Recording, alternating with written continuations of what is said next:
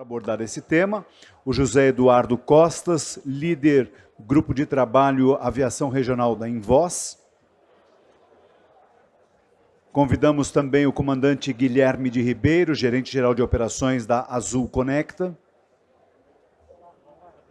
E o Marco Porto, gerente de acompanhamento de mercado da ANAC. E para mediar esse painel, convido mais uma vez aqui ao palco o Raul Marinho, diretor técnico da ABAG.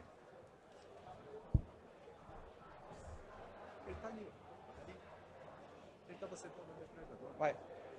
Marco Porto, onde você está, amigo? Acho que não está, né?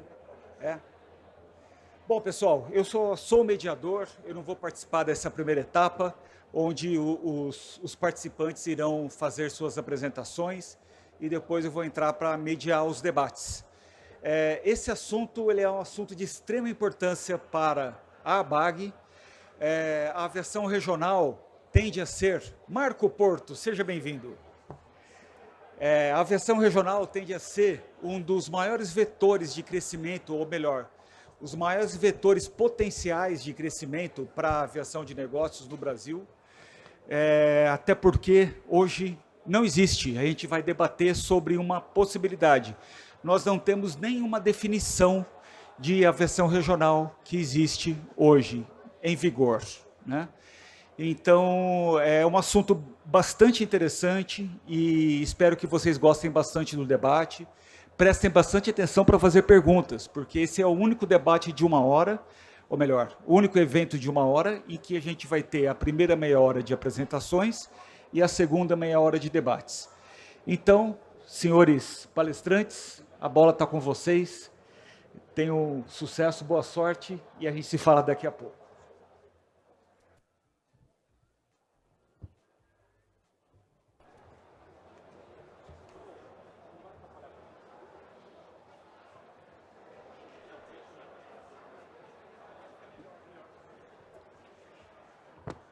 Bom, boa tarde a todos, é um prazer estar aqui com vocês, obrigado ao convite da ABAG, obrigado aos colegas da Azul Conecta e da ANAC, que vão compartilhar comigo aí a oportunidade desse painel.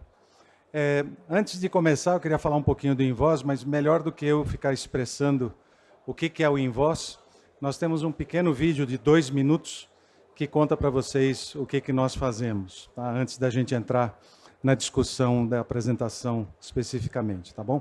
Então eu pediria para o pessoal passar o vídeo, por favor.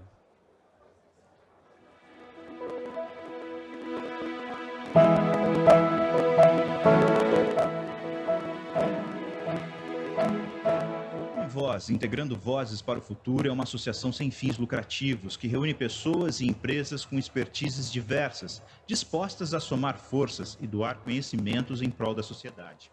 O Invoz atua em 4 pilares para o desenvolvimento de suas atividades, projetos e eventos: a educação, a cultura, a inovação e o empreendedorismo.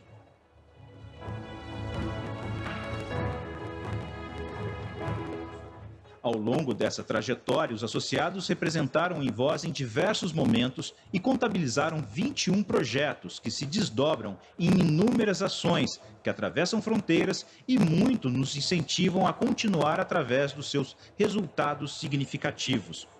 A nossa missão é transformar ideias em ações para a criação de um futuro melhor, entregar resultados com o capital intelectual próprio e construir pontes para as oportunidades mapeadas. Sonhar e realizar, acreditar no impossível e expandir os horizontes através de ações coordenadas e responsáveis, sem perder a generosidade, empatia e comprometimento, valores humanos que prezamos em todas as relações que construímos entre pessoas e corporações. Estamos prontos para decolar. O futuro nos espera.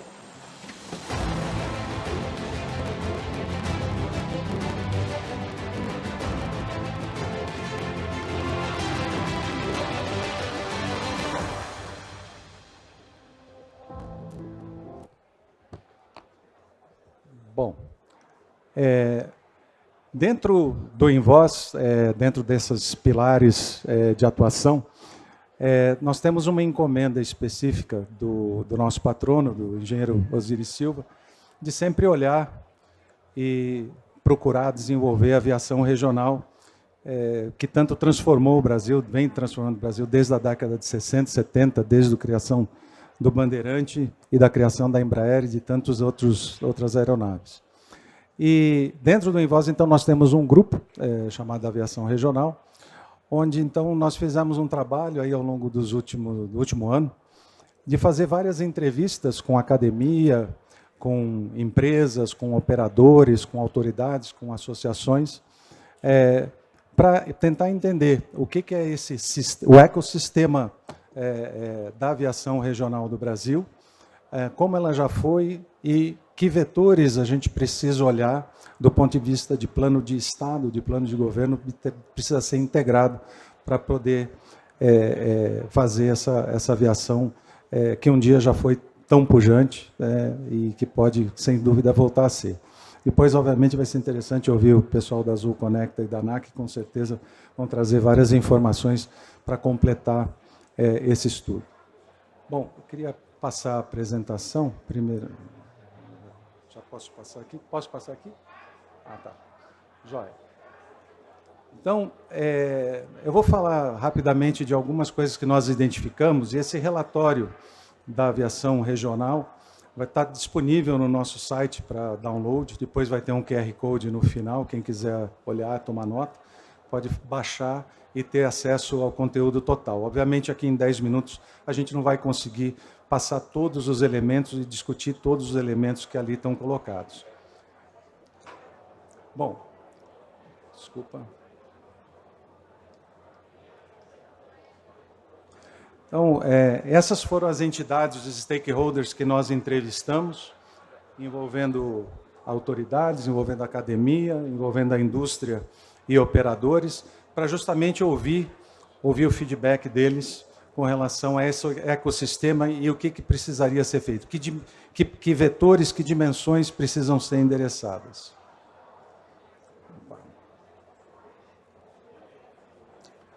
Aqui tem alguns dados, né, de como a aviação regional se iniciou, não é, no Brasil na década de 60, 70, onde a gente já chegou a ter cerca de 300 cidades conectadas, né? A gente, no ano de 2023, tivemos um número expressivo de passageiros domésticos, mas com uma quantidade de cidades conectadas bem menor do que já tivemos no ano passado. E que o Brasil é um país de dimensões continentais, e acho que aqui vai ser discutido exatamente o que o Raul já comentou, o que é a definição de aviação regional, e que não é necessariamente aviação doméstica. E que nos países que têm uma aviação regional desenvolvida, a gente percebe que isso tem sido uma alavanca importante no desenvolvimento socioeconômico de várias regiões. Aqui alguns dados de comparação com os Estados Unidos. Aqui não é sentido de comparar para ser igual, mas é para comparar que na década de 60, 70, mais ou menos, quando a gente começou, também os Estados Unidos estavam desenvolvendo a aviação regional. E aqui são alguns números de como é a aviação regional hoje naquele país, que é um mercado que define também muito plano de negócio, inclusive para desenvolvimento de novas aeronaves. O Brasil passou por vários planos de apoio, né, de desenvolvimento da aviação regional, e aqui é só um histórico rápido, desde quando começou o CITAR, lá na década de 70 até 91, quando foram definidas as 5 regiões de desenvolvimento da aviação regional. Depois veio o CITAR, o PIDAR, de curta duração, em 2015, e mais recentemente, quem não teve a oportunidade de ver, é interessante ver esse trabalho do Plano Aeroviário Nacional, teve até em consulta pública no ano passado, um material bastante robusto, onde tem sido usado muito dado, muita inteligência de informação para criar um roadmap, um caminho para o desenvolvimento da aviação regional nas próximas décadas. Tá? Então, aqui, quais foram esses vetores que a gente identificou nesse trabalho, nessa pesquisa? E aqui os vetores não têm uma prioridade, todos eles são relevantes dentro do seu contexto. Então, questão de infraestrutura, né? O Brasil, a gente sabe, tem mais de 5 mil municípios e deve ter mais ou menos essa quantidade de aeródromos, mas não é, obviamente, necessário que a gente precise olhar para tudo isso como uma capacidade necessária. Mas hoje, com pouco investimento, é possível tornar pequenos aeroportos, pequenos aeródromos operacionais. Às vezes, questões de sinalização, às vezes questões de disponibilidade de combustível e alguma infraestrutura mínima já permite a utilização. Questão de pesquisa e inovação, a aviação regional é o cerne hoje no mundo de uma transformação tecnológica, do ponto de vista de aeronaves. A gente vê todo o trabalho da descarbonização direcionando vários projetos ao redor do mundo, e qualquer que seja a solução híbrida, elétrica ou que outro sistema for, vai começar na aviação regional antes de migrar para aeronaves maiores. E aí tem uma grande oportunidade, vários países já investindo nesse desenvolvimento. Mas não é só o desenvolvimento de tecnologia para aeronaves, mas também da infraestrutura como um todo, operacional, sistemas de torres e tudo mais, que permitem uma automação e aumento da eficiência sem a necessidade de deployment de grande quantidade de pessoas em localidades remotas. A parte de regulamentação e certificação, a gente viu aqui, muita coisa tem evoluído, e a gente tem uma aviação extremamente segura, tem regras, a ANAC e todo o sistema de certificação é extremamente reconhecido no mundo todo. Aqui é mais uma questão de como tornar menos caro, né, e mais ágil, para permitir um melhor desenvolvimento, tanto na questão da operação, quanto na questão do desenvolvimento das aeronaves. Atração de pessoas e treinamento, a gente vê uma necessidade muito grande no mundo todo e falta de pessoas, e como criar mecanismos para poder atrair mais pessoas para o mundo da aviação regional, da aviação como um todo. Aqui é um trinômio, impostos, incentivos e financiamento de aeronaves. É outro vetor que a gente poderia estar aqui falando horas, mas é crítico para poder viabilizar a operação da aviação, de qualquer aviação, mas principalmente da aviação regional. O turismo, né, e desenvolvimento regional, quer dizer, o Brasil tem uma quantidade muito pequena ainda de turistas, né, comparado com outros países do mundo, então aqui é um vetor de crescimento natural. Parcerias público-privadas, isso já vem sido feito, a gente vê a quantidade de concessões que o Infraero já fez em vários aeroportos e a redução da operação, do envolvimento da Infraero, hoje podendo focar mais justamente na aviação regional ou subregional. E por último, mas não menos importante, como que é comunicado ao público em geral os benefícios da aviação e a necessidade do desenvolvimento da aviação para o desenvolvimento econômico e social de várias regiões do país. Então, aqui no relatório depois vocês vão poder olhar com mais profundidade fatos e dados, mas esses seriam vetores. Não é a ideia aqui ser cobrir tudo, é um tema extremamente amplo, mas que tudo isso influi no sucesso da aviação. E por último, então, o que a gente chegou à conclusão é que precisa de uma visão justamente holística, olhando todos esses elementos, e que a gente consiga, como país, como Estado, ter um plano integrado que possa atacar todas essas dimensões de uma forma adequada. Aqui está o relatório, está o link do Invoz e o QR Code, que vocês podem ter acesso a esse relatório de maneira integral. E estamos lá disponíveis, né, alguns elementos do Invoz estão aqui, quiser conversar depois, mas quiserem poder contribuir com a gente na parceria dos trabalhos que a gente faz, a gente está bastante aberto a isso também. Obrigado.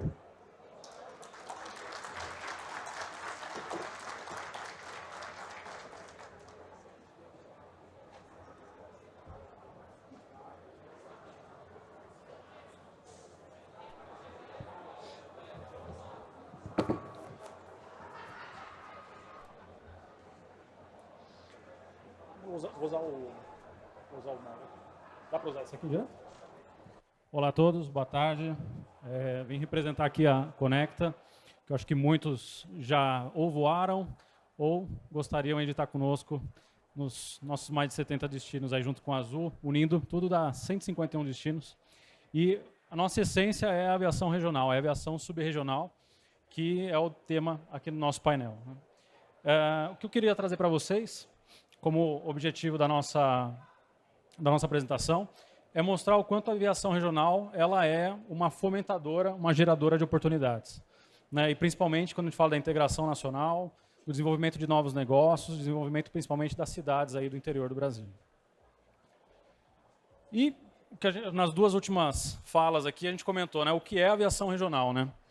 Então tem algumas formas da gente classificar, algumas formas da gente trazer pelo menos uma base, né, para essa classificação, que já é muito conhecida, né? Então, quando a gente olha ali a integração entre cidades com aeronaves menores que 100 assentos, ligando cidades de baixa densidade a grandes centros e complementando aí a malha de companhias aéreas maiores, que é o caso da Azul Conecta. Então, a definição que nós usamos internamente seria essa, por justamente conseguir operacionalizar esse ecossistema junto com todo o grupo Azul.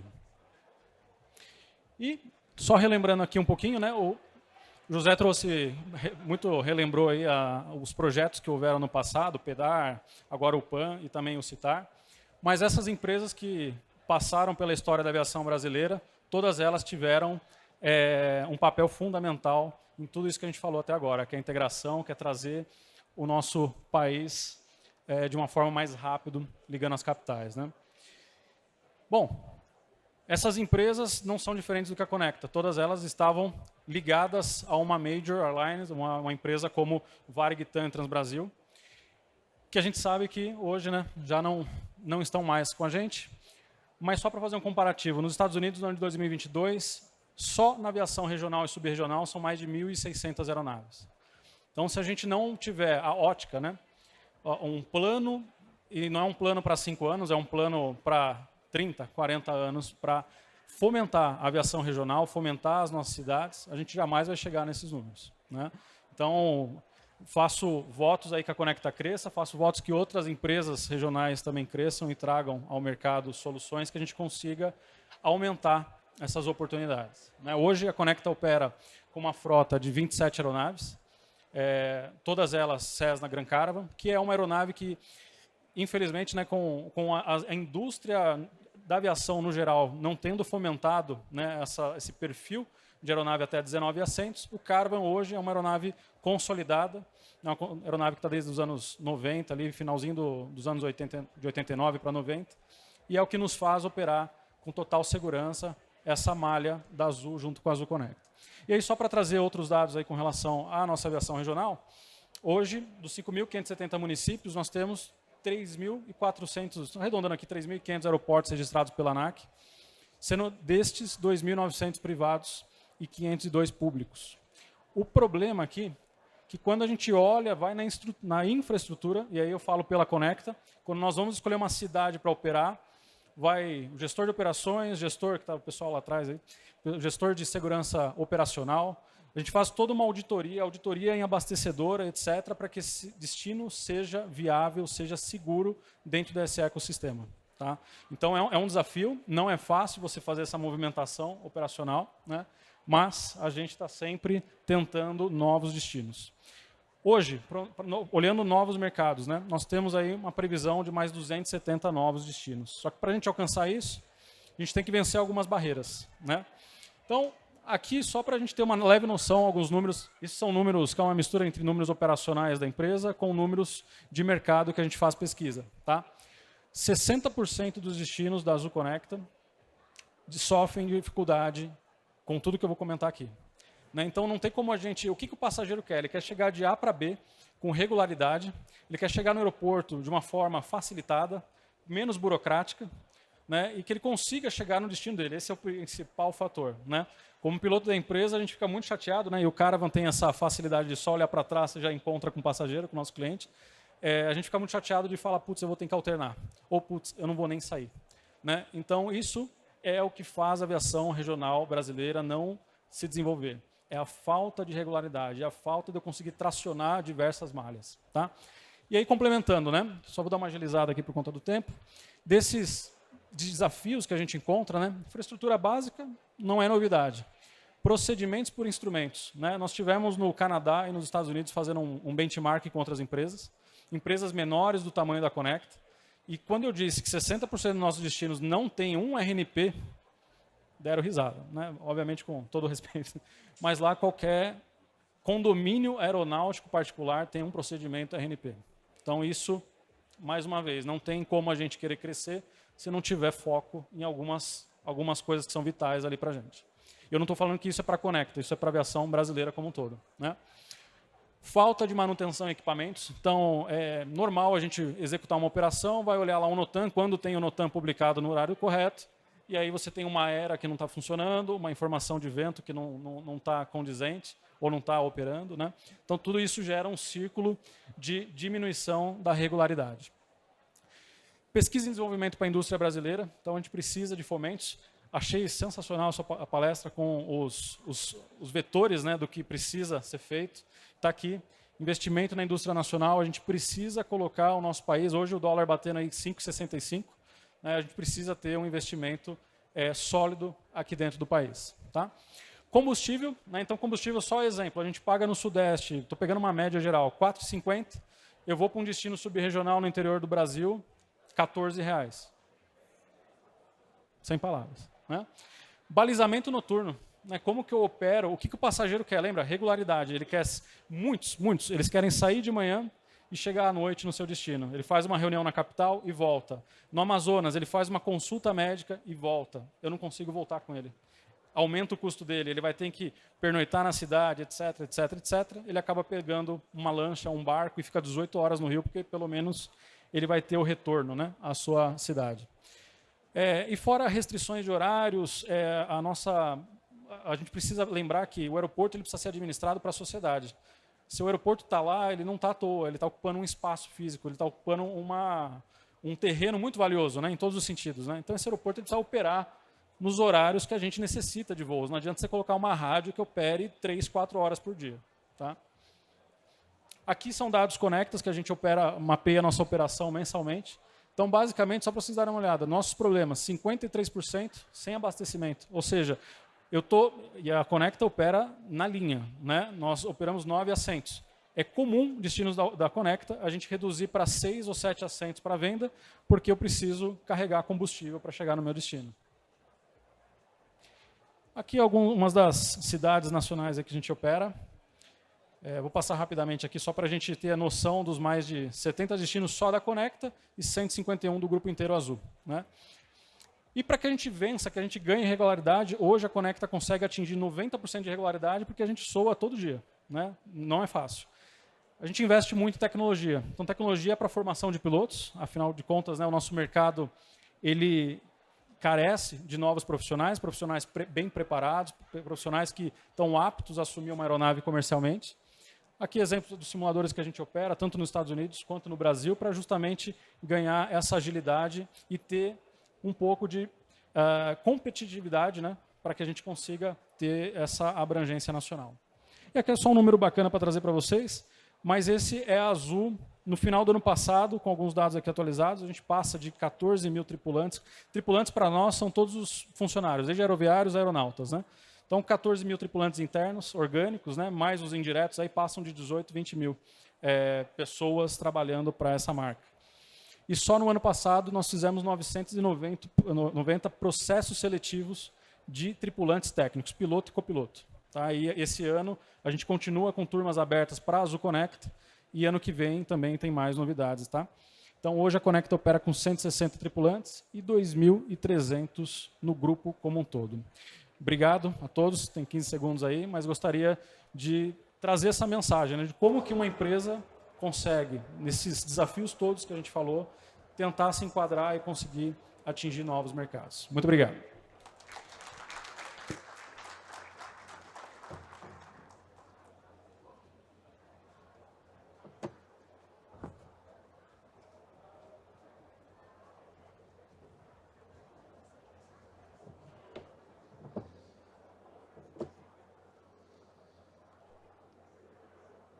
Boa tarde a todos.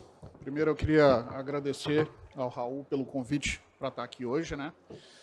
E foi muito legal ver as duas palestras anteriores. Ó, eu já estou queimando a largada aqui.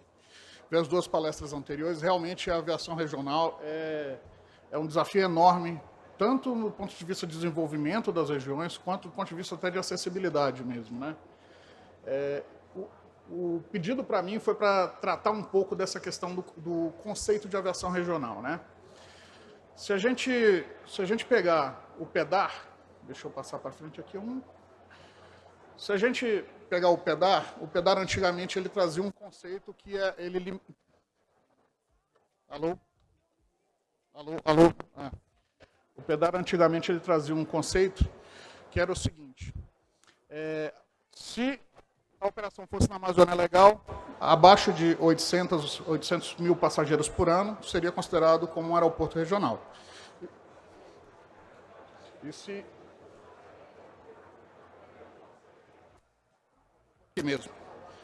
se a gente estivesse falando de um aeroporto que não tivesse na Amazônia Legal, aí seriam 600 mil passageiros por ano. Mas o PEDAR não foi regulamentado. E quando a gente teve a oportunidade de discutir o PLP 68, ele trata da reforma tributária. E a reforma tributária, não sei se todos estão acompanhando, ele tem um imposto sobre valor agregado, e esse imposto ele institui o IBS, o CBS e o imposto seletivo, né? A questão é, se a gente tem uma oportunidade para incentivar o desenvolvimento através de algum incentivo, primeiro a gente tem que definir o que é a aviação regional para a gente poder incentivar justamente as operações nesse escopo, né? Então, por que é importante, pensando no PL 68, a gente definir a aviação regional? Se a gente olhar o texto, a gente vai ver que tem uma proposta da gente reduzir em 40% as alíquotas do IBS e do CBS para voos regionais. Então, aí a gente vê de uma forma bem clara que existe, na proposta que veio da Câmara, o interesse em fazer esse incentivo para a aviação regional. Só que, de novo, a gente precisa definir o que é a aviação regional. E aí, a proposta que foi discutida, saiu do Executivo, depois foi para o Congresso e foi discutida discutido na Câmara, ela trouxe essa definição para a aviação regional. Então, são voos que têm origem ou destino na Amazônia Legal ou em capitais regionais, centros subregionais, centros de zona ou centros locais. Essa é a definição do IBGE, né, e depois ele ainda colocou essa ressalva que o Ministério dos Portos, de Portos e Aeroportos poderia fazer algum tipo de ajuste, né? Mas quando eu leio quando um leigo principalmente lê esse conceito pela primeira vez, qual é a pergunta que vem à cabeça, né? O que são as capitais regionais, centros subregionais? Quem são esses centros, né? Então existe uma pesquisa do IBGE que é a pesquisa sobre regiões de influência das cidades. Ali naquele mapa, deixa eu ver aqui. Aqui dá para ver. Aqui você tem, por exemplo, Manaus, né? Então, tem toda a região de influência de Manaus aqui, que você vê, todas essas linhas são linhas onde as pessoas têm que se deslocar para ter acesso a serviços. Então, com essa pesquisa, o IBGE delimitou uma hierarquia para os municípios. Então, aí entram vários fatores, mas o que importa nessa definição que a gente colocou é que os hexágonos são o que a gente considera como metrópoles. E os pontos menores são justamente as cidades onde a gente pensou em colocar no conceito de aviação regional. Ou seja, cadê? Aí. Então, pelo conceito do IBGE, a gente teria aqui,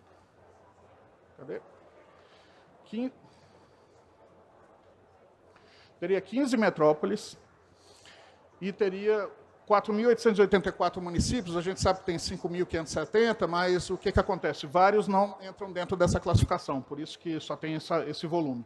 Mas eu achei interessante fazer o seguinte exercício, né? Essas 15 metrópoles concentram 81,54%, concentravam em 2018, 81,54% da movimentação de passageiros. Eu fiz esse exercício para 2023 agora, só para a gente ver o que mudou, né? E eu fiquei até feliz, porque houve um pequeno aumento da aviação regional, se vocês repararem, né? Então, pelo conceito que está no PL, as capitais, centros subregionais, centros de zona e centros locais, todos vão ser considerados como aviação regional. E aí a gente teve um aumento de mais ou menos 1% nessa movimentação. Eu também tive a curiosidade de pegar quantos aeroportos recebiam voos regulares em 2018 e quantos aeroportos recebem voos regulares em 2023. A diferença que aconteceu foi o seguinte: a gente teve 48 novos aeroportos que passaram a operar esses voos e 14 aeroportos que deixaram de operar. E eu achei super interessante que, quando você olha isso no mapa, a gente vê que o interior do Nordeste recebeu mais operações, também houve uma interiorização ali no norte do Brasil, e o interior da região sul também teve um aumento grande na aviação regional.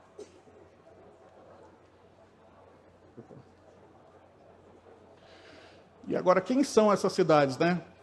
Eu trouxe aqui as 15, e aí a gente pode ver o seguinte: no conceito a gente tinha Amazônia Legal. Então, quando a gente olha o mapa, os pontinhos azuis são os aeroportos regionais. Os pontinhos, os círculos alaranjados são as metrópoles. Mas a gente tem que lembrar que, como existe o conceito da Amazônia Legal, que vai ser considerado como voo regional, como aeroporto regional, então Manaus e Belém, que são os dois de cima, não vão ser considerados como aeroportos regionais também. Aí eu queria trabalhar um pouquinho na definição, né? Lá ele trouxe que são os voos que saíssem daquelas cidades. Aqui, uma definição simples é a seguinte, né? Só não vai ser voo regional o que for voo entre duas metrópoles. Todo o resto vai ser voo regional. Então, todos os voos conectando os pontinhos azuis, ou todos os voos conectando os pontinhos azuis às bolinhas alaranjadas, serão voos regionais. E aí, olhando um pouco o share aí da operação das empresas nesses aeroportos, aqui a gente pegando tudo, tá? Entra a metrópole e entra os aeroportos regionais. A gente vê que tem uma distribuição mais ou menos equilibrada entre as três empresas. Quando a gente pega só a aviação regional, só as bolinhas azuis, a gente vê que tem um aumento naquela fatia de 29% da Azul, ela sobe um pouco, acho que, se não me engano, vai para 37%, e diminui um pouco a fatia das outras. Mas, de qualquer forma, ainda permanece equilibrado, né? E aqui eu trouxe também um levantamento que a gente fez, que é o seguinte: todos esses aeroportos que a gente mapeou aí foram aeroportos que em 2023 receberam pelo menos uma operação regular. Peguei um conceito bem aberto para o escopo dos aeroportos, tá? Pegando todos esses aeroportos, a gente viu que tinha 161 em 2023, e dividindo isso por região, nesse conceito de aviação regional, aí a gente vê que, naturalmente, a gente já tem a operação um pouco mais acentuada na região Nordeste e na região Norte. Então, mesmo sendo o mesmo conceito para todo o Brasil, a região Nordeste e a região Norte têm uma quantidade maior de aeroportos regionais que estão em operação. Isso pode ser que isso mude no futuro. Agora, as outras regiões estão com esse número mais ou menos equilibrados, né? Então, basicamente, esse é o conceito de aviação regional que está hoje no PL. Esse PL ainda vai para o Senado, aliás, já foi para o Senado, e tem alguns pontos que eu queria destacar, né? A iniciativa toda da gente ter a discussão da reforma tributária ligada com esse incentivo, né? Ela pode criar um incentivo para o desenvolvimento da aviação regional, que é super positivo. Eu acho interessante esse critério objetivo para aplicação com base no levantamento do IBGE, porque o que vai determinar se o aeroporto é regional ou não é o nível de desenvolvimento dele. Diferente do que veio na classificação do PEDAR, que é logo esse comentário de baixo, né? 600 mil passageiros ano, você tem um teto. No caso do IBGE, da classificação do IBGE, depende de vários fatores e do nível de desenvolvimento do município. E, naturalmente, se o município se desenvolver, ele vai passar do nível de regional para uma metrópole, e aí não precisa mais do incentivo. Finalmente, as discussões ainda estão abertas, vão para o Senado. Isso aqui ainda pode mudar, mas é muito interessante essa discussão porque, de uma certa forma, ela pode trazer um incentivo muito grande para a aviação, lembrando que também ainda existe uma discussão forte sobre a forma a forma na qual essa alíquota vai ser distribuída para os aeroportos, né? Não necessariamente você precisa aplicar a alíquota full. Você tem uns 40%, mas poderia, por exemplo, aplicar dependendo do tamanho da aeronave, fazer um escalonamento. Então, tudo isso ainda está em discussão. Esses foram os pontos principais que eu trouxe para a discussão. Eu queria só chamar a atenção para mais um ponto. A gente está agora no movimento, na ANAC, sobre a valorização da regulação. Eu não sei se vocês sabem, nos últimos 6 anos, a ANAC não teve nenhum reajuste e além disso, a ANAC já perdeu 1/3 dos seus servidores por conta disso. Então, é um movimento para a valorização da regulação, para a valorização dos servidores da ANAC. Leva muito tempo para formar um servidor e a gente tem perdido muitos servidores para o mercado. Obrigado pela atenção.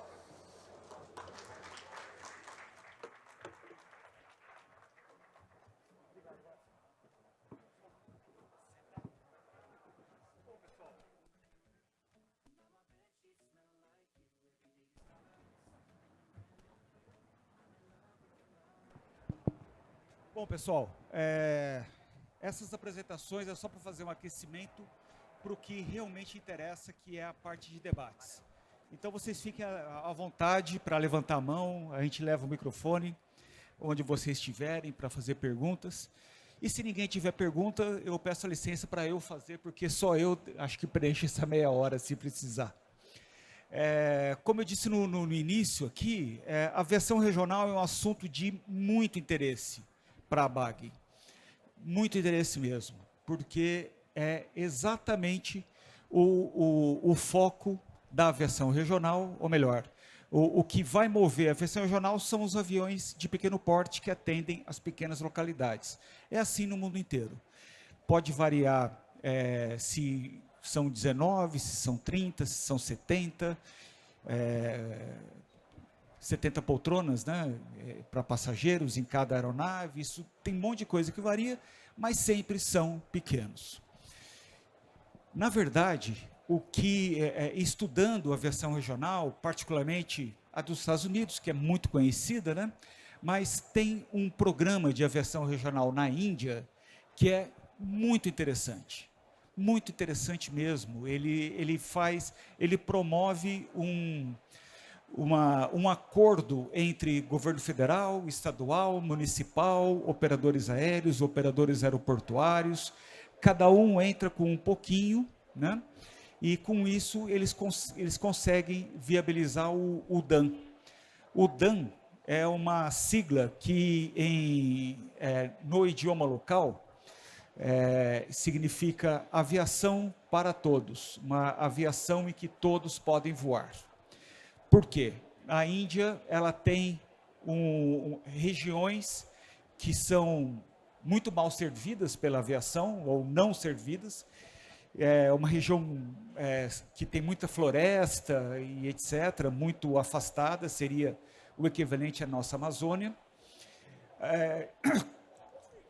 Existe uma população muito pobre na Índia, sem condições de comprar passagem, mas que precisa voar. E um Estado que não tem condições de bancar subsídios para todo mundo. Bom, entrando no primeiro ponto, que é o primeiro ponto que eu queria colocar aqui como um ponto de convergência. Me parece que é impossível existir uma aviação regional sem subsídio. Não tem jeito, não se paga. Um Caravan da Azul com 9 packs e ainda dependendo do lugar, você falou que vai com 6 packs, você vai ter que dividir o salário do comandante, do copiloto por 6, os custos operacionais por 6. Vis-à-vis o valor máximo em que você pode comprar passagem, não fecha a conta, né? No caso da Azul, essa conta fecha no todo, a hora que você coloca a Azul, vamos chamar Azul grande, né? a Azul linhas aéreas, no jogo, porque aí você vai ter code share, você vai ter feeder, você vai conseguir eventualmente benefícios de redução de ICMS para todo o conjunto, e isso se paga. Agora, A pergunta é, se suponhamos que amanhã chegou um cara da, sei lá, United Airlines aqui e falou assim, eu quero comprar Azul. Foi lá, comprou Azul, só Azul, sem Azul Conecta, desconectou a Azul Conecta da Azul, levou embora, eles estão fazendo uma outra operação, não querem nem saber de aviação de pequeno porte. O que aconteceria com a Azul Conecta numa situação dessa? Boa pergunta, se eu souber de alguma coisa, você me avisa depois. Mas a aviação regional, é o que você falou, ela tem um custo elevadíssimo. A Conecta, ela tem a aeronave certa para operar isso, porque o Caravan, o custo operacional é muito baixo, né? Mas a operação, ela acontece, ela gera receita a partir do momento que ela está acoplada com o ecossistema inteiro da Azul, né? E evidente, tem benefícios, né? Isso precisa existir para que a gente opere.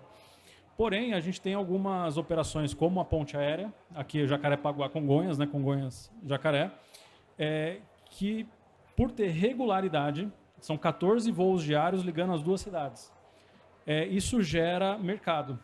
Gerando mercado, essa é uma operação sustentável. Então, hoje, se houvesse esse tipo de separação, né? A gente teria que ir atrás de novos Congonhas-Jacarepaguá. Então, novamente, ao invés de eu estar regionalizando o país, eu estou retraindo a regionalização e eu vou ficar atendendo capitais ou cidades que são estrategicamente econômicas para a empresa, né? Então, pegando um exemplo um pouquinho mais dilatado, né? London City, passagens caríssimas para você operar lá, operação caríssima, mas é aquele mercado, é aquele nicho que foi gerado e hoje ele existe uma receita muito boa para isso. Então é o que acontece, se um dia a Conecta não tiver esse fomento para regionalizar, é retração e operar onde a gente realmente tem mercados que gera load factor, que gera regularidade, o que é bem difícil no cenário nacional. Então, na prática, acabou a versão regional do Azul Conecta, porque São Paulo e Rio não é eu vou mais além, na prática acabou a aviação subregional do Brasil, nós somos o único operador. Não, é que vocês então, são praticamente, vocês têm 99% do mercado. Né? Não por acaso só tem vocês, porque exatamente. Só vocês têm uma companhia aérea por trás. As pequenininhas, as empresas de menor porte, simplesmente não conseguem sustentar, né? Então, esse o primeiro ponto que eu acho importante a gente entender, que a aviação regional só funciona com subsídio.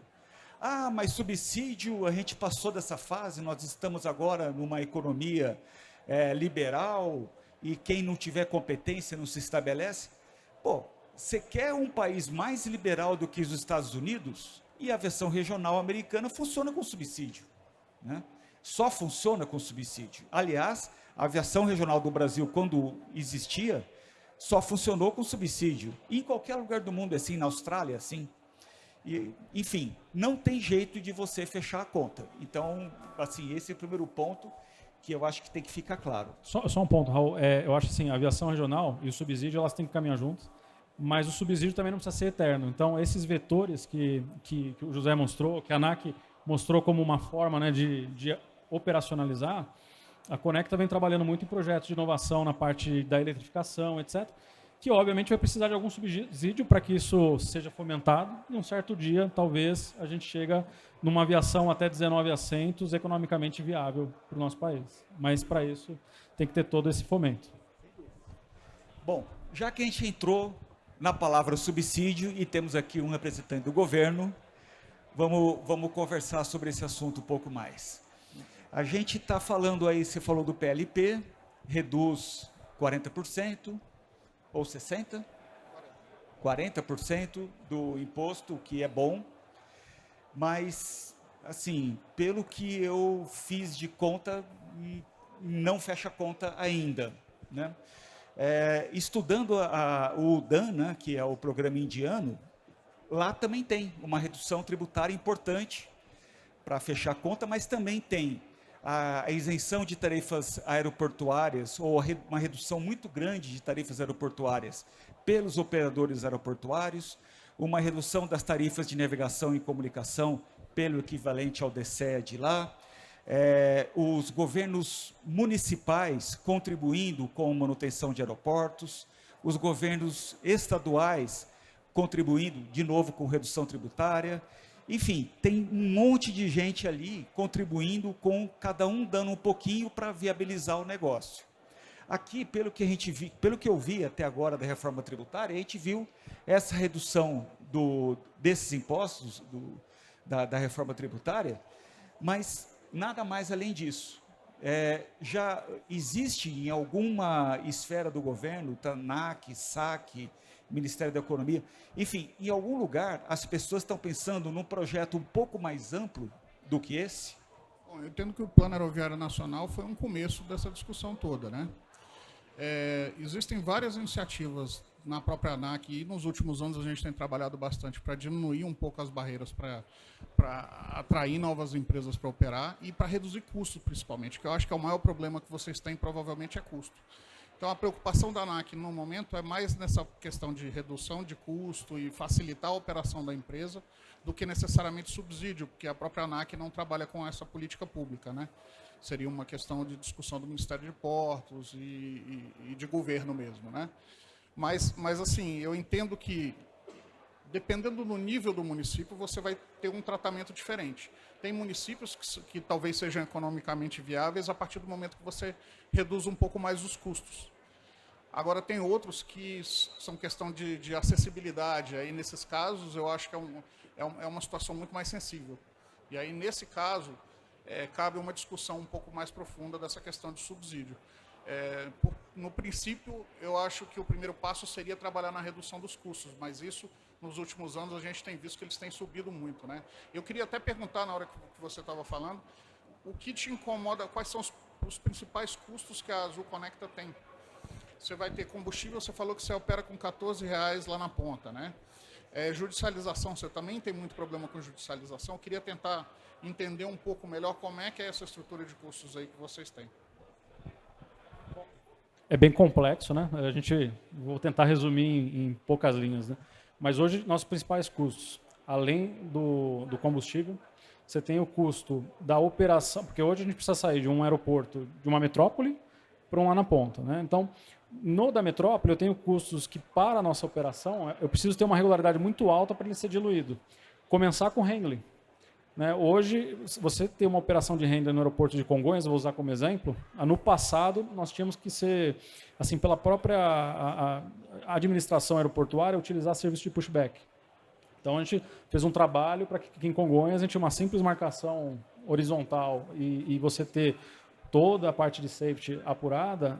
Hoje a gente não opera, a gente opera uma posição apenas aqui em Congonhas com pushback. Então, são esses pequenos custos que você vai indo, distribuindo e vendo o quanto impacta na operação. Esse é um exemplo de vários. Né? Custo com formação de tripulação. Né? Então, hoje, a gente vem, que aí não envolve tanto o governo, até certo ponto. Mas, quando você fala de tributos, se eu quiser importar hoje um full flight do Caravan, eu reduziria em $3 milhões meu custo anual de formação. Só que para importar um full flight custa 11 milhões e mais 60% de imposto. Então, fica inviável. Um full flight de 11 milhões de dólares, eu estou falando uma frota de Caravan que eu posso adquirir também. Então, são vários pontinhos, acho que tudo envolve. O que eu acho que é mais importante é sentar, ter essa discussão saudável. Governo, operadores, né, o operador aeroportuário, e mostrar que o aeroporto ele é viável, você pegar um Confins, um Congonhas, ele é viável com a aviação regional também. Ela estando no espaço correto, na proporção correta, o ambiente fica saudável. Né? Então, isso tudo vai ser refletido na ponta para um cliente com a passagem mais barata. A gente sabe o quanto as passagens tiveram um aumento, o dólar bate de frente com isso também. Né? Mas a gente vem fazendo a nossa parte também. Um outro ponto, assim, só por curiosidade, nós tínhamos um custo elevadíssimo, principalmente com importação de peça. Vamos pegar o Caravan, ele foi uma aeronave criada para voar 200 horas ano. Nós voamos 280 horas mês, com total segurança. Mas porque eu preciso de total segurança, a Conecta teve que verticalizar todo o sistema de manutenção. Então, hoje eu faço todos os cheques do Caravan dentro da Azul Conecta. Nós temos hangar em Jundiaí, Manaus, Recife, e Cuiabá para atender toda essa demanda dessa aeronave.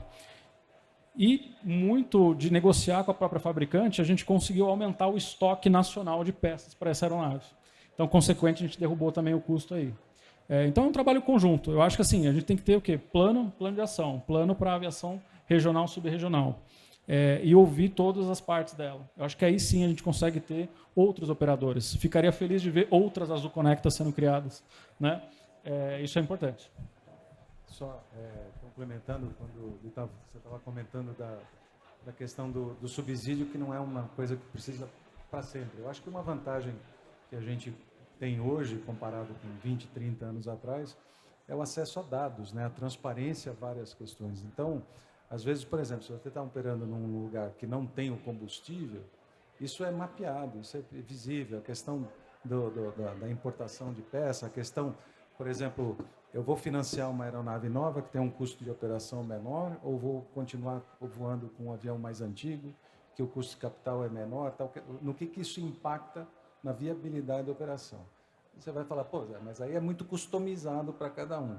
Isso não era viável, mas hoje você se procurar dados, tem formas como mapear isso. Vai requerer transparência dos operadores, é verdade, mas é possível. Mas tem que ter essa vontade entre os vários atores de poder fazer esse tipo de atividade, porque não tem solução única, né? Vão ser vários ângulos. Então, só para complementar, só uma observação. No UDAN, aquele programa da Índia, por um período determinado, se não me engano, são 3 anos inicialmente. Depois dos 3 anos, a companhia ela só continua recebendo algum subsídio se ela abrir as contas e mostrar que a operação dela é deficitária ainda. E aí eles dão mais 3 anos, e aí eles vão acompanhando até que chega uma hora que eles falam assim, amigão, agora não dá mais. Mas é por período limitado e é somente para cobrir as operações deficitárias. E uma segunda observação, que nos Estados Unidos tem a operação deficitária que voa deficitário há décadas. E tudo bem, faz parte, porque ninguém mais vai lá naquele lugar.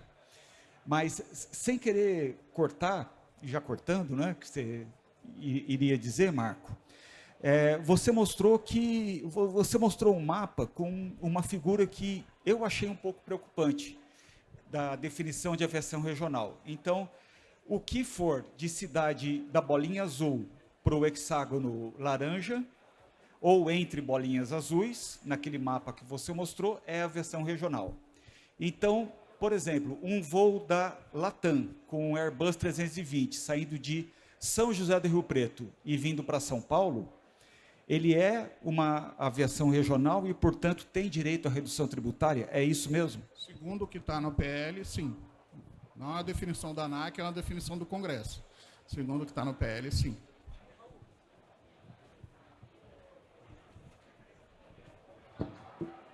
Boa tarde a todos. Eduardo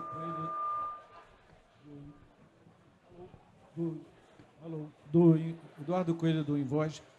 Uma pergunta em relação à PL 68, exatamente na linha do José Eduardo.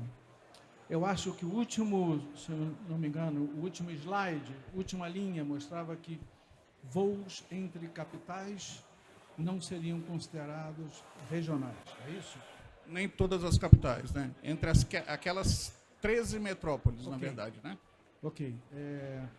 E aí eu vejo o voo, talvez o melhor voo da Azul Conecta, que é Congonhas-Jacarepaguá, 2 capitais. Deixaria de ser regional. Perderia os incentivos por deixar de ser regional. Enquanto que uma aeronave... Pois não. Enquanto que uma aeronave, como bem colocou o Raul, um A320 pode começar a ganhar incentivo. Então, a gente, precisamos entender isso melhor, porque não ficou claro, por exemplo, a pergunta é, até quantos passageiros nós vamos considerar um avião regional, uma aviação regional ou subregional? Aquilo deixou aberto que você pode ter um E2 da Embraer ou uma aeronave maior sendo subregional. Acho que isso precisa de um esclarecimento maior, uma discussão maior. É só isso. Incentivo, sem dúvida, a gente precisa arranjar incentivo. Em governos anteriores, se você falasse incentivo, seria algo ultrapassado, mas aí, os Estados Unidos têm o Essential Service, que até hoje é subsidiado e apoiado pelo governo. E se mantém com esse tipo de serviço. Não é nenhuma desonra para nós entendermos o que está dando certo, como na Índia, e nacionalizarmos, trazendo para nós aqui. Só vou encerrar dizendo que essa discussão é tão ampla, tão extensa e com tantos pontos de vista que, sem nós termos um congresso de aviação de 2, 3 dias, para abertamente termos tempo de discutir esse assunto, eu, particularmente, em nome do Invoice, agradeço demais a oportunidade de mostrar o problema, que é o que nós estamos fazendo aqui, mostrando a pontinha do iceberg, para podermos mergulhar e, de fato, vermos a profundidade desse iceberg. Obrigado, senhor. De fato, eu acho que em 2, 3 dias a gente começaria a arranhar a superfície do problema, porque realmente é muito profundo. Agora, com relação ao comentário que o senhor fez, no final da apresentação eu falei aquela questão dos 40%, poderia ser full a aplicação ou poderia ser escalonado. Existem propostas que também estão em discussão para fazer esse escalonamento de acordo com alguns outros critérios. Um deles seria o tamanho de aeronave, quantidade de assentos, mas, como eu disse, isso ainda está em discussão, isso vai para o Senado e lá dentro também vai passar por discussão com vários entes, tanto os operadores aeroportuários vão entrar e dar a opinião deles, quanto os fabricantes de aeronave. Então, tem vários interesses aí em volta disso tudo, né?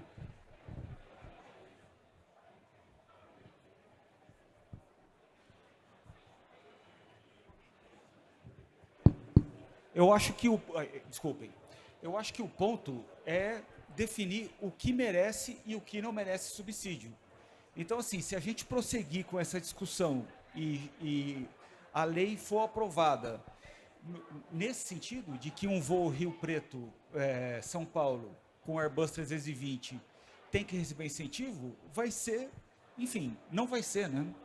Enquanto que as operações que realmente precisam de incentivo não vão ter o incentivo suficiente lá em cima.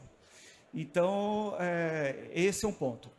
Eu não queria monopolizar o microfone, tem gente querendo falar, por favor. Oi. Boa tarde a todos. Meu nome é Luiz. Eu só queria ir para um outro tema, voltar para o tema na questão da infraestrutura aeroportuária. Nós tivemos aí um largo espaço de tempo de administração aeroportuária pública, né, com a Infraero, que é ainda onde opera, que hoje no Brasil acho que só o Santos Dumont, como operadora de aeroporto, uma mantenedora, e nós passamos por uma fase agora de concessões, que são de operadoras comerciais que buscam o aeroporto não só como um ponto de chegada e partida, mas principalmente uma praça de negócios. Então, a gente vê nas concessões que as concessionárias, hoje, e a grande maioria estrangeiras, elas estão captando negócios muito além da aviação, para os seus aeroportos. Por que eu quero chegar nisso? Eu tenho um canal no YouTube que ele trabalha justamente com infraestrutura aeroportuária. Eu acho que eu já visitei mais de 200 aeroportos no Brasil, comerciais ou não. E o que eu noto, e aí no contato com as pessoas, quando eu digo as pessoas, são os gestores municipais, prefeitos, Câmara de Dirigentes Lojistas, que existe uma falta de apetite, ou talvez até de conhecimento, desses gestores, de eles procurarem criar a infraestrutura dos seus aeroportos e transferir essa responsabilidade para governo federal, seja estadual. E essa migração que nós estamos vendo da Infraero, com o efetivo da Infraero, prosperando para aeroportos menores no interior do Brasil, como administrador, até por uma questão, até pela expertise técnica que tem. A pergunta que eu faço, ou o que eu deixo aberto aqui, será que se esses atores, a ANAC, o governo federal, os operadores, né, não conseguissem estimular os municípios a se estimular a criar a sua infraestrutura e não depender do governo federal, talvez isso acelerasse um pouco mais esses números que nós vimos aqui de praças a serem atendidas por aviação regional. Porque hoje, o que se vê nos municípios, aí eu estou falando, senhores, de uma realidade, são gestores acomodados, aguardando uma decisão federal para aquilo que é interesse dele, da comunidade. Então, assim, eu acho que isso também atrasa um pouco a falta de conhecimento, talvez o conhecimento técnico, de engenharia, e às vezes o suporte a ser feito no aeroporto de um determinado município é pequeno. O que falta é conhecimento técnico. Eu vou só fazer um comentário. Teve uma época que eu trabalhei no Ministério do Desenvolvimento Regional. E parte da dificuldade que tinha para conseguir fazer projetos de saneamento ou de habitação era que você não tinha gente capacitada para fazer o projeto, para fazer o pedido. Então, assim, essa dificuldade que você relatou, eu acho que ela existe mesmo. Os gestores, eles cada vez mais, eu acho que eles deveriam ter essa mentalidade de realmente gerir a infraestrutura que ele tem e incentivar, por exemplo, o turismo na região, incentivar com que o ambiente de negócio ali na cidade dele fique atrativo para poder atrair a empresa para operar lá. Não é só o governo federal que tem que fazer todas as ações para levar o voo até lá. Eu acho que é um conjunto, tanto da empresa, quanto da ANAC, quanto do governo federal, quanto do próprio município e do governo do estado. Então, eu acho que todo mundo tem que trabalhar junto para conseguir atrair. E, no final das contas, eu trouxe aqui no conceito do IBGE, né? Você mudaria de nível quando o município se desenvolvesse o suficiente para deixar de receber aquele subsídio, né?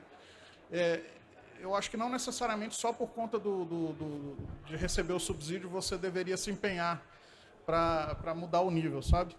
Eu acho que tem que ter esse empenho também do gestor e tem que ter uma qualificação maior do gestor para ele poder trazer a infraestrutura para frente e a movimentação no estado para frente. Eu não sei se você tem essa mesma visão. Como é que é o contato lá de vocês com os gestores locais, os prefeitos? Eu acho que a gente tem que ir no básico, né? Tem o fomento de imposto, isso aí a gente já comentou, e os incentivos, mas o básico de hoje não está acontecendo em muitos lugares. E aí eu vou trazer um exemplo. Tem uma cidade que nós operamos, faz um ano atrás, eu pousei, e aí veio um pessoal abordar a aeronave e falaram que o aeroporto amanhã já não estava mais operando mais. Aí eu falei, mas o meu voo para amanhã está programado. E aí a gente foi levantar, imagina só, é um franqueado da Azul que atende a gente, né, nesse aeroporto. Ele investiu toda a renda que ele tinha familiar e abriu uma loja da Azul Cargo e aí, consequentemente, ele pode operar os nossos voos como um agente híbrido que a gente chama, né? E aí ele chegou para mim e falou, Guilherme, amanhã eu não sei o que eu faço, porque o aeroporto vai ficar fechado por 1 ano. Aí vem o papel empresa, que também tem que ser um papel dividido, né, com o operador e com a prefeitura. E entramos em contato com a prefeitura. Faltou um ofício a ser respondido pela prefeitura para a ANAC, e a ANAC, obviamente, né, seguiu o protocolo que tem que ser seguido e ordenou ali a interdição do aeroporto.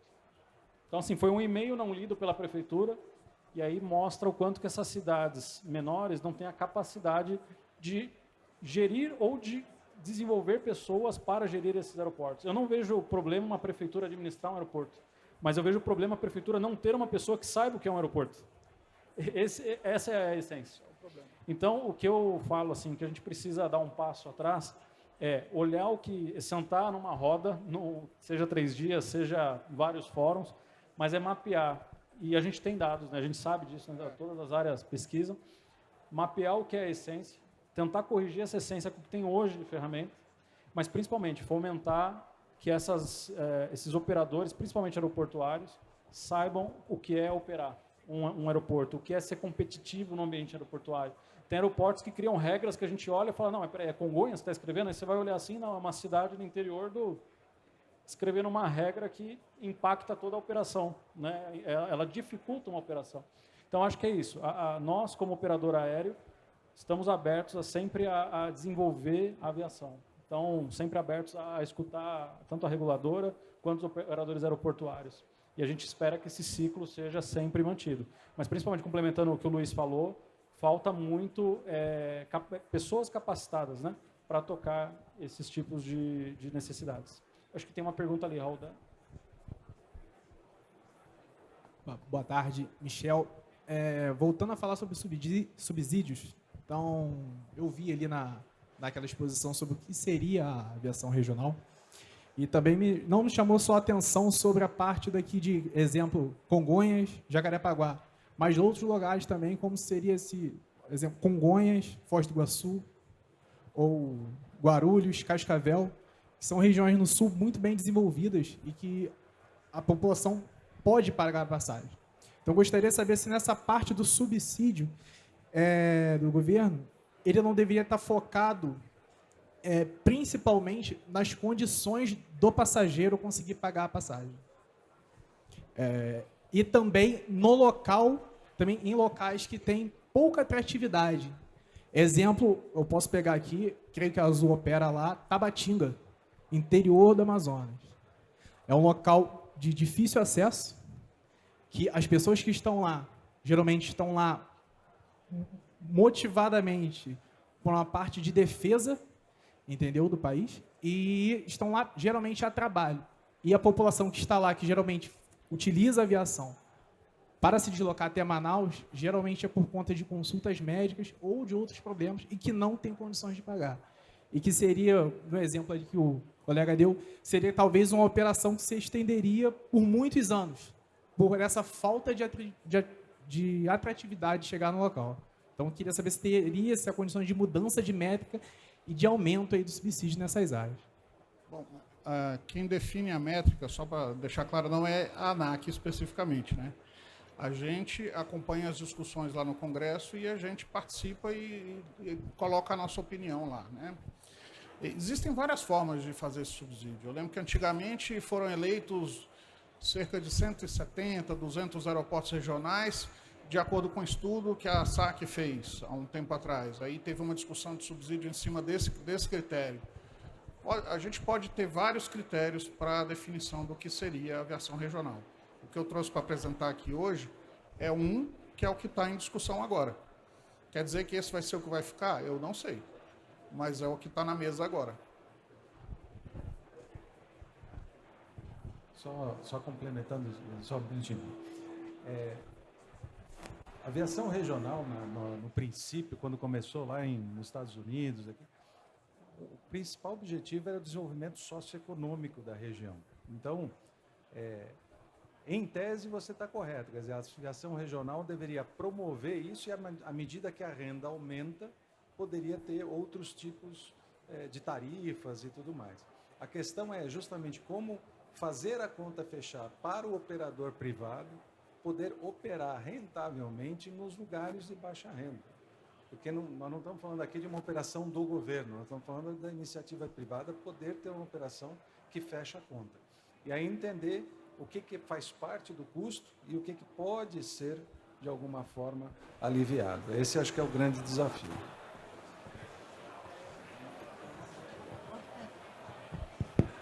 Boa tarde, eu sou a Neide do Invoz. Eu tenho uma pergunta. Não está faltando diálogo entre governo, sociedade, operadores, um estudo aprofundado visando o país? Fazer um plano diretor onde considera uma malha que atenda às principais necessidades do país. E não precisa fazer do Brasil inteiro, mas começando em alguns pontos, estabelecendo algumas rotas e depois vai ampliando. Mas pensando o Brasil, não adianta você dar incentivo em um pedacinho, o outro não. Você sabe, não tem um estudo que mostre a real necessidade das regiões. Aí você junta não só as necessidades, mas incentiva o município, o Estado, a criar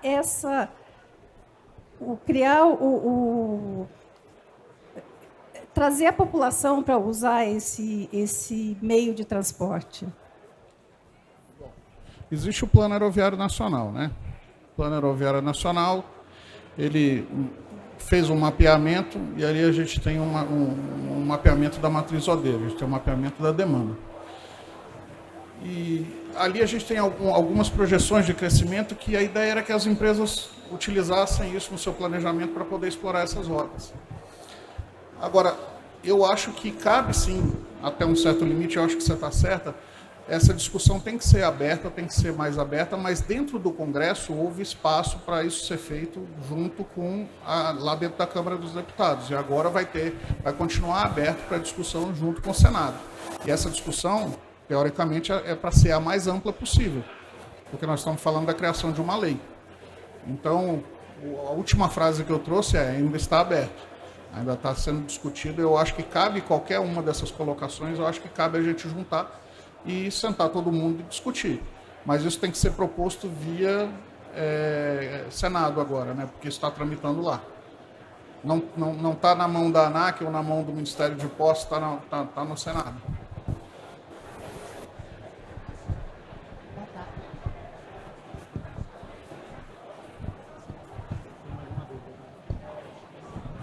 Bom, a última então, porque a gente está com o tempo quase encerrado. Alô. Boa tarde. Meu nome é Andréia. Em primeiro lugar, agradecer as brilhantes palestras, tão enriquecedoras, o debate provocado. Acho que o tema nos empolga a todos, as perguntas, as intervenções. Eu queria voltar só um pouquinho, porque me chamou a atenção, no slide da Azul Conecta, 400 aeroportos privados que vocês operam, mais ou menos isso? Não, são 3.500 aeroportos totais, né? 2.900 privados e 500 públicos. É o inverso. Exato. Okay. Há um tempo atrás, por uma resolução da ANAC, aeródromos privados, em várias situações, não precisam mais ser homologados. Como acontece na Índia, fiquei curiosa, porque nos Estados Unidos a gente sabe que qualquer aeródromo passa por uma vistoria, certificação, Canadá também. E como fica, na visão do operador, a segurança operacional desses aeródromos privados? Bom, o aeródromo, e aí é que eu falei, né? A gente precisa dar 2, 3 passos atrás, porque não adianta você montar um super plano se o de hoje você só olha para o operador, às vezes, aéreo e não está olhando lá no aeroporto. Então, dificuldades, falando sobre custo que a gente estava falando. Hoje eu decolo um avião de Cuiabá, eu tenho várias cidades que eu posso atender, mas eu vou naquela que tem certo interesse econômico, etc, etc. Só que eu só consigo fazer um horário bem feito de voo para encher esse avião se aquele aeroporto tem um balizamento noturno. Então já começa por aí. Porque se for em segurança operacional, lembra, regularidade é a chave do negócio. Eu não tenho regularidade porque eu não entrego nem no horário de manhã, porque eu preciso sair noturno de algum lugar, e nem chego com ele no horário que ele quer chegar, porque não tem balizamento. Aí eu vou além. O meu alternado já está fechado. Por quê? Vou pegar um exemplo aqui, tá? Vou pegar o exemplo, mas eu não sei de notando de cabeça. Gir Paraná. De Paraná recebeu lá o voo da Azul, com uma aeronave maior, das congêneres, etc. Acabou a operação. O cara da rádio já não está mais lá. E aí eu que decolei lá de Cuiabá, não consigo mais ter um alternado viável IFR. Então o problema começa, operacionalmente, a gente precisa olhar para tudo isso, colocar dentro de um plano, que aí sim a gente vai casar o plano político econômico com um plano operacional que atenda o país. Senão a gente fica só criando planos e incentivos, mas na hora de você decolar um avião, o problema está lá, o papel já foi. Né? Então isso é uma questão muito interessante. Bom, pessoal, como eu disse no começo, esse é o único evento que dura 1h05, na verdade. Porque eu percebi que fazer em meia hora, como seria os outros, seria impossível. Percebi também agora que 1 hora também é impossível. E realmente a gente precisa de muito mais tempo e da participação de muito mais gente para discutir esse assunto. Então a gente precisa do MPOR, a gente precisa do Senado, a gente precisa de mais operadores. A gente trouxe aqui a Azul porque ela é praticamente o único operador de aviação regional nesse conceito de aviação regional com aviões pequenos, né? Que se costumou falar de subregional, que é um nome que eu particularmente não gosto, mas, enfim, é o que tem, é o que nós temos de aviação regional. Trouxe aqui o pessoal do Invoz para dar um contexto mais técnico, mais amplo sobre isso, mas a gente tem que trazer muito mais gente.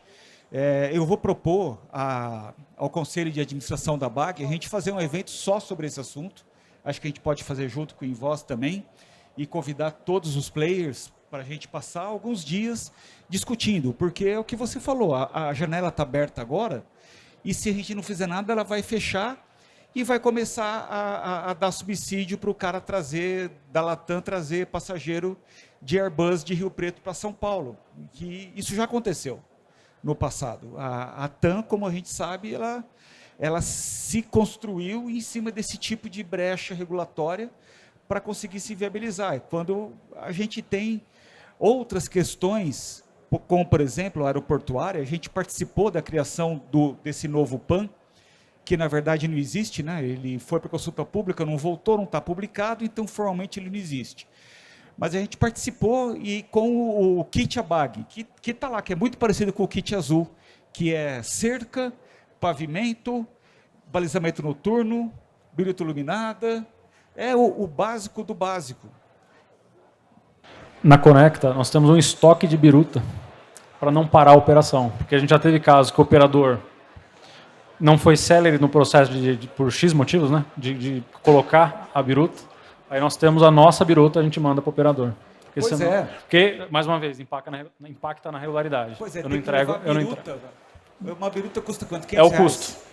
É o custo que eu falei. São várias vírgulas que no final do dia fica... E principalmente que foi falado aqui, para aquele senhor ali do canal do YouTube, que é gestão aeroportuária. A gestão aeroportuária é terrível. Essa história da cerca. Quando a gente fez esse estudo na BAG, a gente fez uma investigação com Google Maps para encontrar os aeroportos e ver pelo Google Maps como é que aquele aeroporto estava, tal, para ter uma ideia, pelo menos, né? E a gente falou assim, pô, precisa ter cerca, olha aqui, esse não tem cerca, esse não tem cerca. A gente chegou num aeroporto que tinha uma cerca, excelente. Nossa, esse aqui tem cerca. A gente foi olhando pelo Google Maps, tinha umas 3 vacas para o lado de dentro da cerca.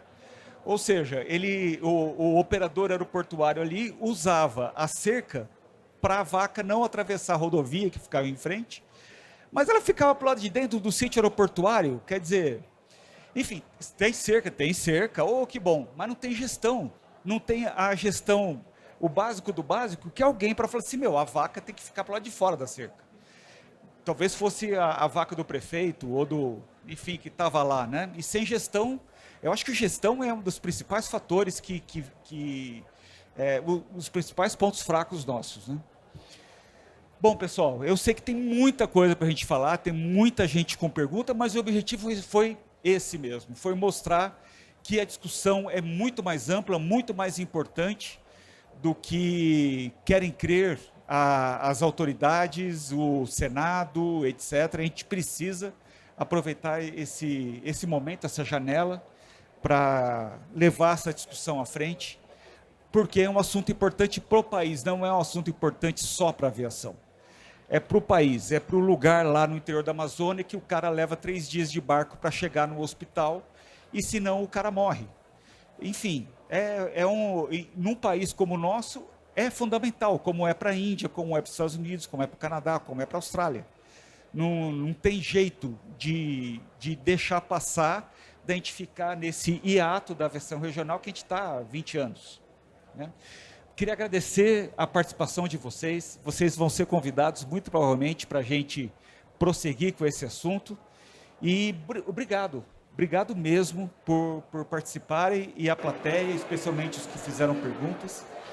E a gente vai ter que encerrar porque o espaço aqui vai ter que ser modificado agora para um outro evento que vai ter. Então, realmente não dá para a gente continuar. Se desse, já estão tirando as cadeiras. E se desse, com certeza a gente continuaria. Muito obrigado, pessoal. Até amanhã com a continuação das Education Sessions.